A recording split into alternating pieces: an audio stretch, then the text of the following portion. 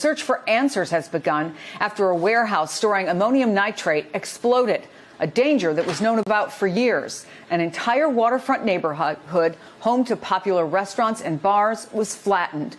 With every hour, more extraordinary video emerges. Here we see the moment the blast sends glass and concrete flying inside a church, sending worshipers and the priest running for cover. And then we have this picture from inside the Associated Press offices, tweeted by journalist Dalal Mawad, with the caption, "Coronavirus saved us." The Associated Press staff working from home, of course, amid the pandemic. Almost immediately, the Prime Minister appealed for aid. Many foreign nations have offered their support. And President Trump is being questioned after calling the explosion an attack, a claim that local officials dispute. Joining me now are NBC News Chief Global Correspondent Bill Neely and NBC Senior White House reporter Shannon Pettypiece. So, Bill, the death toll is continuing to rise. What's happening on the ground right now? What new can you tell us?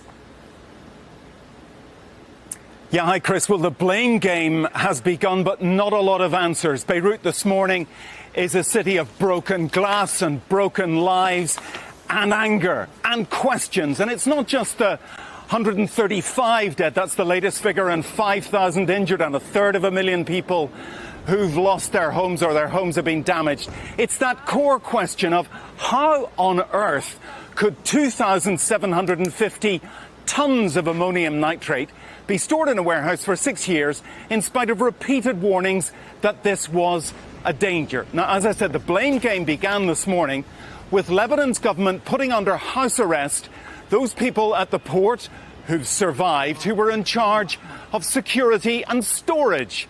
But almost certainly they weren't the people who were ultimately making the decisions, because customs officials have been telling Lebanese television today that they warned judges and committees repeatedly for years that this was a tragedy waiting to happen, and that there was an inspection just 6 months ago in which they repeated the same warnings. Now, Lebanon's president has vowed that those responsible will pay the price, but people in Lebanon very, very skeptical. They've suffered years of political corruption. They're already worried that the people who are really responsible for this will somehow escape justice. Also, Chris, the question of, how on earth was this nitrate there in the first place? It appears to have come off a Russian ship which was destined for Mozambique. This ammonium nitrate may have been used in mining.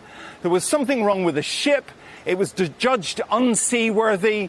The ammonium nitrate was taken off, put in this warehouse number 12, and then there was a whole legal battle, and it was just left there. Now, why was explosive material just left in a very combustible city and fragile city like Lebanon? So there's anger, huge upset, the death toll expected to rise.